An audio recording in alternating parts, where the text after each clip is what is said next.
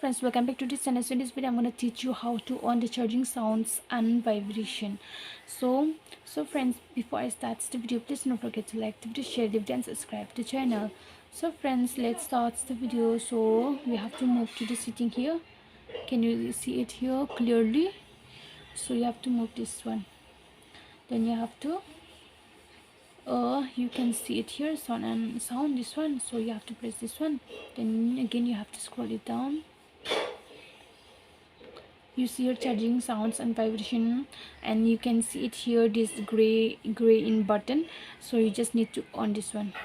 You can see it here, it's already on now. Charging sounds and vibrations is already on now. It's so simple. You just come to the setting, then sound, then again you come, then you move down, scroll it down, then you have to search for screen charging sounds and vibration, and then you have to press the button. So it is done now. When you press this one, the sound is already on.